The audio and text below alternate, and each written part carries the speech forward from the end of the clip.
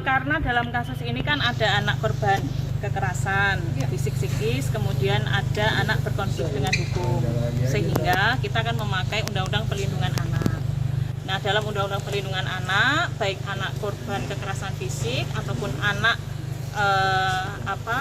berkonflik dengan hukum, itu satu di pasal 59 disebutkan prosesnya harus cepat, ya, karena anak-anak. Kemudian yang kedua juga harus ada pendampingan psikososial. Yang ketiga itu juga harus ada bantuan sosial, dan yang keempat ada perlindungan hukum. Nah, sehingga baik anak korban kekerasan fisik psikis, kemudian anak berkonflik dengan hukum pun juga demikian, gitu ya. Dihadirkan tidak tadi Bu anaknya Bu? Oh tidak, karena anak-anak ya, karena anak-anak. Ya masih anak-anak kan sesuai Undang-Undang Perlindungan Anak di bawah 18 tahun. Sudah ada titik terang mungkin Bu? Titik terangnya gimana Bu? Kita mensupport agar proses ini berjalan dengan cepat, biar penyelidikan segera tuntas, dan ada anak saksi juga ya di sekolah yang harus kita lindungi. Bu, berarti pihak sekolah gimana Bu? Pihak sekolah Bu?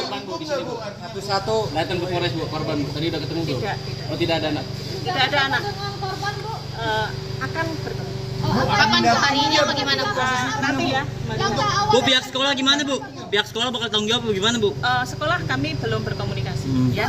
Dengan orang tua korban udah ada komunikasi belum Bu? Sedang akan. Langkah awalnya apa Bu? Yang jelas satu, proses berjalan dengan cepat ya. Hukum Bu? Ya penyelidikan. Bu, Ya. untuk para pelaku akan didampingi juga Bu, mengingat itu kan anak-anak Bu, secara psikologis bagaimana? Kalau di Undang-Undang Perlindungan Anak memang harus ada pendampingan ya. Bu, ada Pendampingan untuk datang juga ke Polres Bu? Ya jelas. Bu, pelakunya berapa sih Bu? Kapan akan dilakukan Bu? Nah, itu kami serahkan kepada kepolisian, dan mari kita support biar fokus biar proses berjalan dengan cepat. Kalau dari kepolisian kapan bilangnya Bu? Mau memanggil pelaku? Responnya seperti apa Bu Kami tadi? serahkan kepada kepolisian. Bu, responnya tadi seperti apa Bu dengan Pak Kasat Bu? Baik, semuanya baik, dan tidak hanya kami juga ada dari KPPA juga ada, dari UPTD PPA juga ada ya. Info dari Pak Kasat berapa jumlah pelaku Bu? Nah, itu nanti bagian kepolisian yang Pemanggilan kembali apa kapan akan terjadi Bu?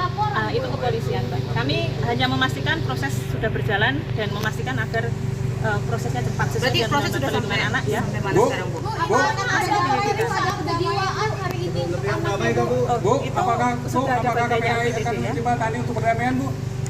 Kami pastikan proses berjalan saja dulu ya Mas ya, Oh, karena biar fokus dan biar kasus segera selesai ya, karena ada anak korban ya. Bu, orang tua pelaku sendiri sudah membuat sebuah pernyataan permohonan maaf kah atau gimana Bu? Belum, kami belum Korban kondisinya gimana Bu? Mungkin Bu? bertemu ya. Bu, korban hanya satu ada. Baru akan bertemu ya. Dijadwalkan kapan Bu? Nanti diinfokan lagi. Bu, kan mendapat kekerasan fisik apa aja Bu? Mungkin bisa diceritakan sedikit Bu. Kami yang mau memastikan itu Mas. Bu, korban hanya satu atau ada beberapa Bu? Perlindungan hukum ada korban atau gimana Bu? Tadi kami membahas proses ini harus cepat, kemudian juga masing-masing sudah menjalankan tugas dan fungsinya, dan kami support agar ini Undang-Undang Perlindungan Anak ditegakkan. Dan karena ada anak berkonflik dengan hukum, sistem peradilan pidana anak juga harus ditegakkan. Bu, korban hanya satu atau ada beberapa Bu? Itu nanti bagian kepolisian. Bu, ada Itu saja ya. Itu bagian kepolisian ya. Benar akan ada gelar perkara nggak sih Bu hari ini? Kami koordinasi ya. Istilahnya koordinasi. Oke Bu, terima kasih ya Bu. Oke. Terima kasih Bu. Namanya Bu? Namanya siapa? Mohon dibantu juga di dalam kasus ini. Ya. Di pasal 61 kan identitas anak itu harus Samarkan. ya, dilindungi karena ada di Undang-Undang Perlindungan Anak, baik anak korban ataupun anak berkonflik. Terima kasih ya. Iya Ibu,